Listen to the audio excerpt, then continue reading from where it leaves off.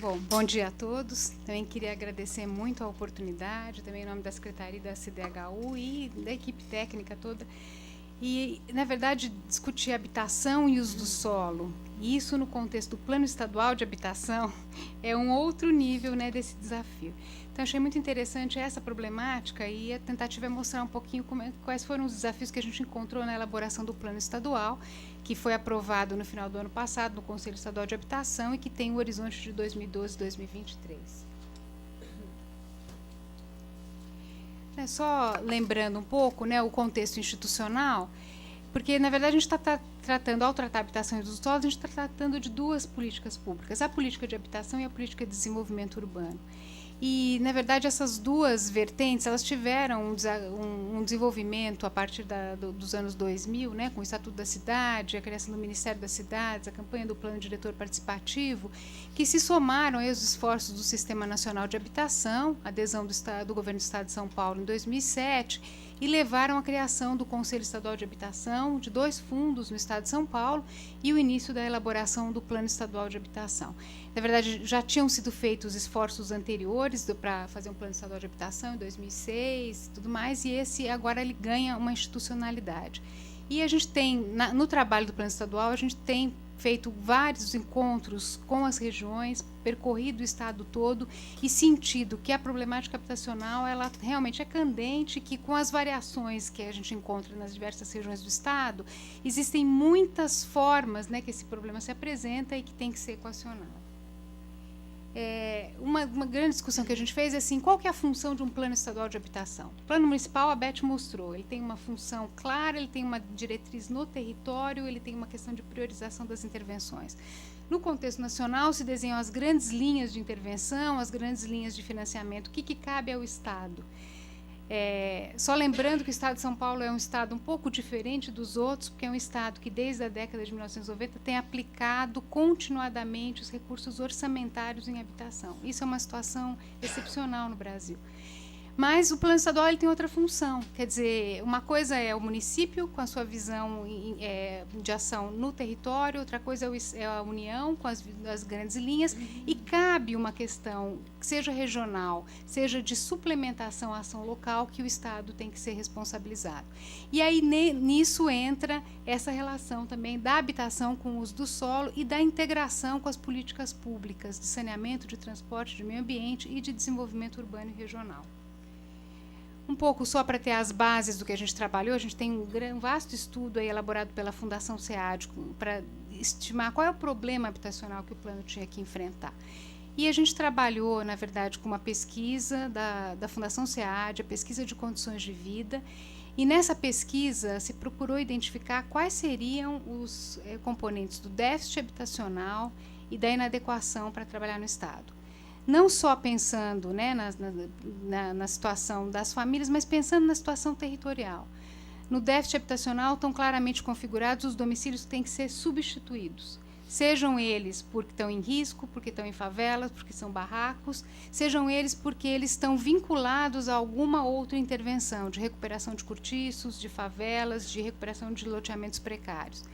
E a gente vê que a gente tem um desafio enorme, quer dizer, os dados da Fundação SEAD atualizados para 2011 mostram um déficit de 1.160.000 unidades habitacionais e uma inadequação muito maior, que são aquelas situações em que são passíveis de recuperação com intervenções de infraestrutura, de urbanização, de recuperação de cortiços, e que não exigem necessariamente a construção de unidades novas. Então, mostra um passivo, né, territorial enorme no Estado de São Paulo a ser superado, além da construção habitacional.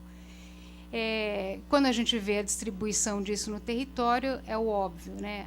Agora, 4 regiões metropolitanas, elas concentram 68% do todo o déficit habitacional do Estado e 67% da inadequação. Todo o resto do Estado fica na casa dos 30% das necessidades habitacionais. E a região metropolitana de São Paulo com um peso muito maior, né, com 53% do déficit e 54% da inadequação. Mas com situações muito graves na Baixada Santista, situações específicas na região de Campinas e no próprio Vale do Paraíba. Para poder trabalhar com o Estado também, o plano criou algumas categorias de análise e criou uma tipologia municipal para habitação.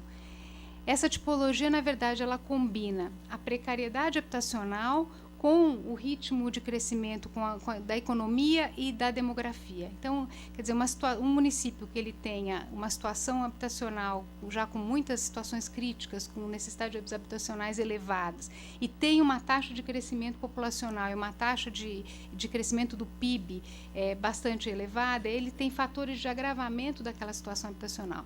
E a gente considerou os municípios do estado em 5 categorias, desde aquelas de atenção, que são aquelas que têm já necessidades habitacionais significativas e um ritmo intenso de desenvolvimento, até aqueles que não têm precariedade habitacional caracterizada e têm baixa atividade econômica. A região São Paulo-Campinas está no nível de atenção. Está no nível de atenção, a região São Paulo-Campinas, e a gente tem situações específicas que o litoral norte chama atenção, o vetor para Ribeirão Preto, mesmo as situações da região sudoeste que chamam atenção, não só por conta também do peso das precariedades que já estão instaladas. Também no desenvolvimento do plano estadual, a gente fez uma pesquisa específica com a Fundação SEAD, que foi a pesquisa municipal unificada. Na consulta aos municípios, a gente levantou várias informações importantes, e uma delas foi a questão das áreas de risco. Quer dizer, essa é uma questão também que é uma prioridade de ação da política estadual de habitação, e a gente vê também novamente a concentração, né, das situações de risco, seja na faixa, né, mais ligada ao litoral, seja nas regiões metropolitanas, com um passivo aí de quase 174 mil domicílios em risco no estado, né, com concentrações também nas regiões metropolitanas. Eu pedi desculpas pelas minhas intervenções tópicas, espero estar atendendo um pouco uma pergunta. E aí? Como é que vocês definem risco? Porque você fala risco, para mim, vai desabar. É só isso?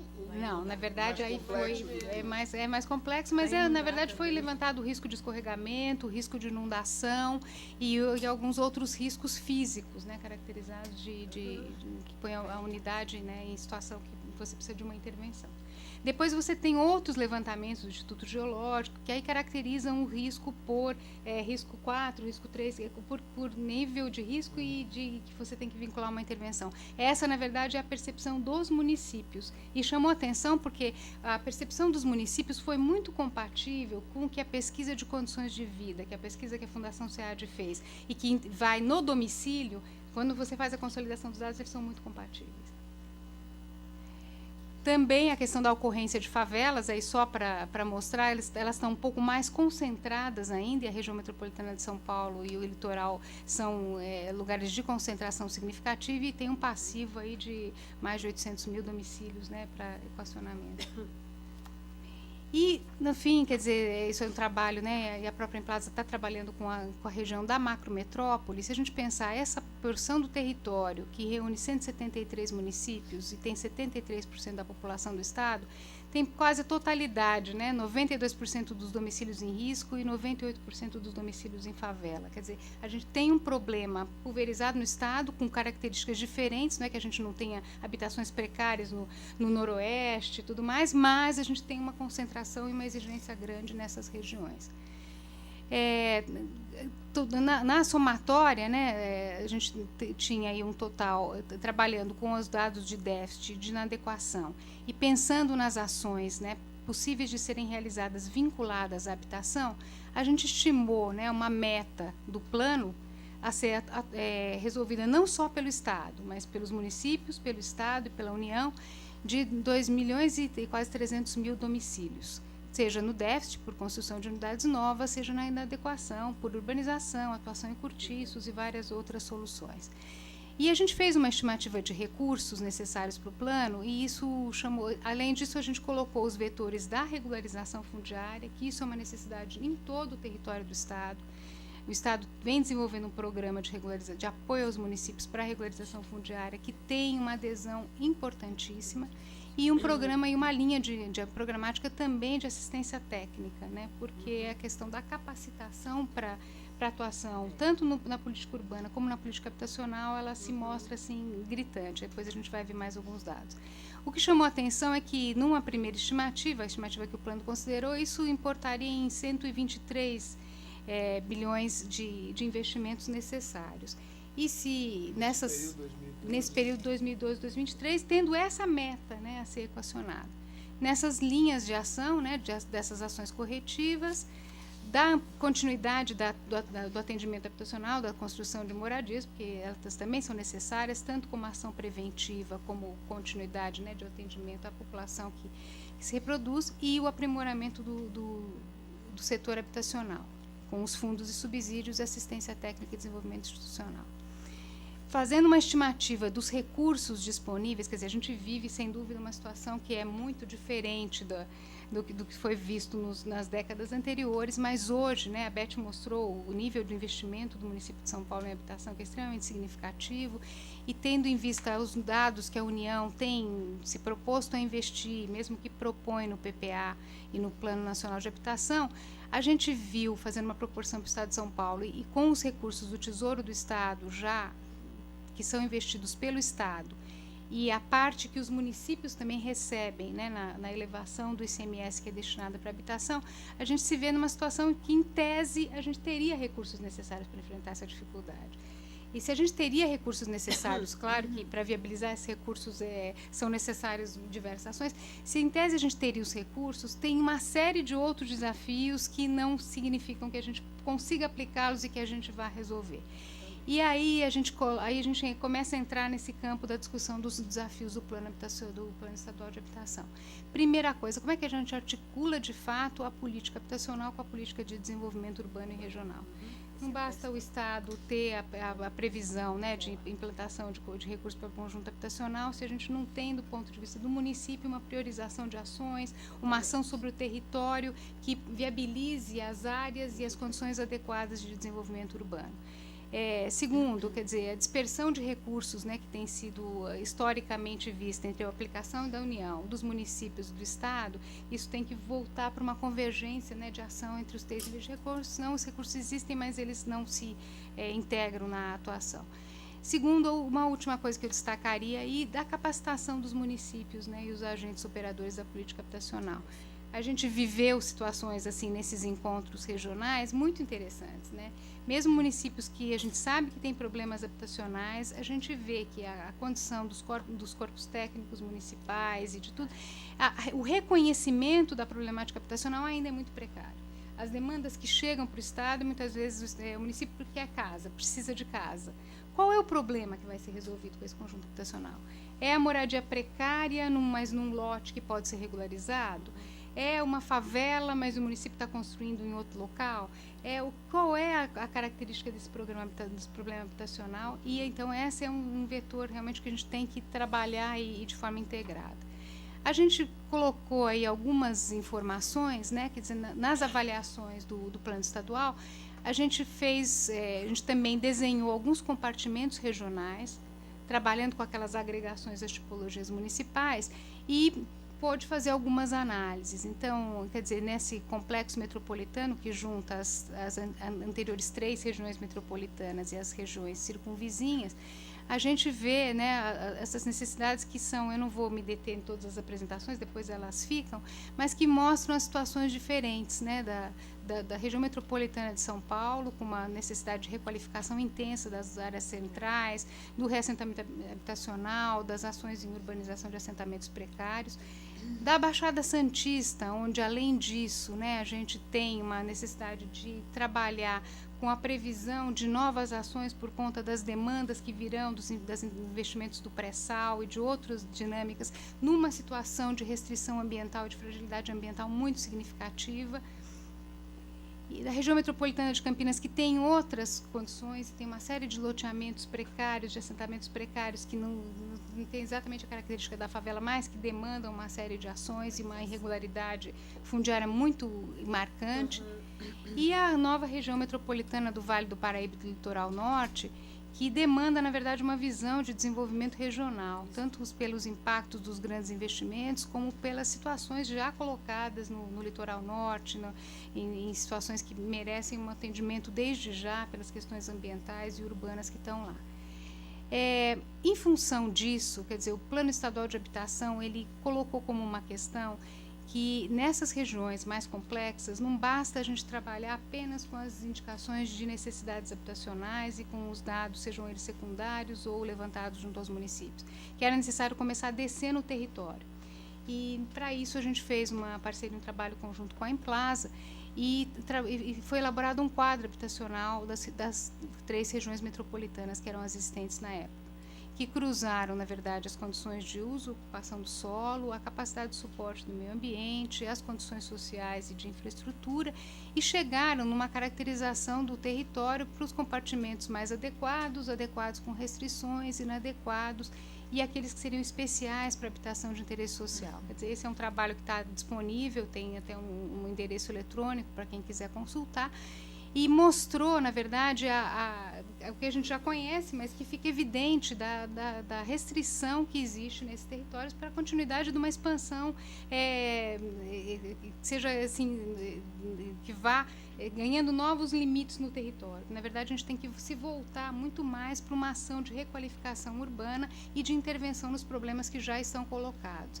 E para cada um desses compartimentos foram pensadas algumas linhas de diretrizes, né, desde o adensamento, o retrofit, ações articuladas com a política urbana municipal, até as ações de recuperação das áreas mais precárias. E também foram levantadas as oportunidades e os desafios aí para a ação habitacional. E o que a gente procurou levantar junto com a Emplasa seriam tanto as áreas que os municípios já colocam como as zonas especiais de interesse social, as áreas que os municípios já gravaram como vinculadas à política habitacional, os vazios urbanos e as operações urbanas, né, no território. A gente vê que ainda é pouco significativo o porte dessas áreas no montante dessas regiões. E aí, uma questão que ficou, que eu já falei um pouco, mas nas estratégias do plano estadual, eu acho que uma que a gente merece discutir aqui é o aperfeiçoamento das formas de gestão articulada entre o Estado e os municípios. Como é que a gente trabalha a questão de viabilização de terrenos ou de como atuar nas áreas, nos imóveis, nas regiões de intervenção, como é que a gente trabalha com os instrumentos, com as legislações específicas e como é que a gente trabalha estruturando projetos ou operações urbanas que vão além da própria ação habitacional. Então, deixa eu seguir aqui. Só para mostrar um pouco, né, o Estado, do ano passado, do desenvolvimento dos planos locais de interesse social. Então, mostra que ainda é muito pequeno, os verdes são os concluídos e os rosinhas são indo sem contratação, ou seja, ainda mesmo com todo o esforço, é pequena a mobilização dos municípios para fazer o planejamento habitacional. Essa foi uma outra categoria de proatividade municipal, combinando as ações dos municípios em habitação com os municípios que têm problema e que têm ação, os municípios que têm problema não têm ação nenhuma, e aqueles que, né, então tem as várias situações, o amarelinho, aqueles que têm problema não tiveram ações com investimentos municipais. E aí a gente entra num outro importante levantamento feito na Pesquisa Municipal Unificada, que são os instrumentos da política urbana municipal. Só rapidamente, porque o tempo é curto, é muito pequena a parcela de municípios com plano diretor elaborado e regulamentado no Estado. 45% de municípios do Estado hoje com planos elaborados e só 27% regulamentados. Claro que as regiões metropolitanas têm isso mais presente. Ainda é baixa a proporção das zonas especiais de interesse social definidas nos planos diretores. 28% com municípios com previsão de ZEIs nos planos diretores e só 19% com ZEIs delimitadas. Ou seja, prever o instrumento não adianta se você não estabelece no território.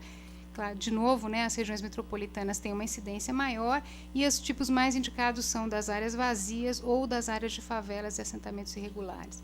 Os outros instrumentos, então, do Estatuto das Cidades, a implicação deles é muito menor. IPTU progressivo no tempo, até que é razoável, 40% dos municípios, 23% só com regulamentação. Direito de preempção, 18%, 7% regulamentado. Parcelamento, edificação e uso compulsório, 16%, só 6% regulamentado. E as operações urbanas consorciadas, só 4% regulamentado. Ou seja, a previsão ainda não se reveste da aplicação e, mesmo assim, esses que estão regulamentados, como é que está o uso? A gente não sabe. Aí tem uma série de questões aí que eu já lançaria, né, para o nosso debate. Como viabilizar a disponibilização de áreas adequadas para habitação de interesse social, que não são só áreas novas, mas áreas imóveis. O papel e o limite das ações dos municípios nessa gestão do território da valorização imobiliária, acho que a Diana vai falar sobre isso. Como é que a gente supera o esvaziamento das áreas centrais diante dessa lógica? e como é que a gente pode implementar a criação e mais a aplicação desses instrumentos de gestão de ocupação do solo, não só no âmbito local, mas também no âmbito regional. Porque muitas vezes, no jogo de forças que se estabelece no município, a gente não consegue que essas ações tenham a implementação necessária. O que cabe no âmbito regional? Como é que existe uma relação entre os municípios, né, na aplicação desses instrumentos que não sejam, que na verdade convirjam, né, para uma política de desenvolvimento regional. E como vincular mais efetivamente os planos diretores estratégicos e os planos locais de habitação de interesse social. Existem várias iniciativas, como o recente lançamento das PPPs pelo governo do Estado, acho que isso abre vários campos de discussão, e a gente continua também com os desafios da recuperação urbana e ambiental. A gente está trabalhando numa recuperação dos assentamentos, o município tem feito ações lindíssimas, o Estado tem feito várias ações, está trabalhando em compartimentos importantes, como a Serra do Mar. Qual é a perenidade e até que nível essas intervenções devem chegar para que a gente tenha a perenidade? Como é que a gente estrutura um novo arcabouço de licenciamento e de gestão urbana e ambiental para dar conta desse novo quadro que a gente está desenhando para as cidades? E como é que a gente garante a qualidade e a sustentabilidade das intervenções? É claro que o padrão anterior da implantação, né, espraiada dos conjuntos habitacionais, na verdade, não cabe, mas ainda é uma prática vigente e que a gente tem que, na verdade, construir em conjunto, na atuação dessas duas políticas, um novo problema. E só para falar dos próximos passos, né? O plano estadual agora vai ter uma continuidade, num trabalho, uma parceria com a Emplasa, desenvolvendo os planos metropolitanos de desenvolvimento habitacional, quer dizer, montar uma base para que as regiões metropolitanas tenham um desenvolvimento maior, né, da proposição de ações e de prioridades, trabalhando em conjunto com os municípios. Trabalhar com o sistema integrado de demanda e atendimento habitacional também é um pedido das regiões para se verem de uma forma integrada com relação tanto aos beneficiados da política habitacional como aos que buscam, né, o acesso a essa política e mais. O município de São Paulo tem o ABISP, que a Beth mostrou. Esse é um instrumento muito interessante. O São Bernardo do Campo está desenvolvendo. Como é que a gente apoia os municípios? É o de vocês, né? É, exatamente. Então, na verdade, usando o ABISP, implantando o ABISP no município. Como é que a gente trabalha para favorecer que os municípios façam a identificação das necessidades habitacionais, não só nos números do déficit na adequação, mas identificando no território quais são os problemas para que isso oriente as ações. Vou parar por aqui e agradecer aí a oportunidade.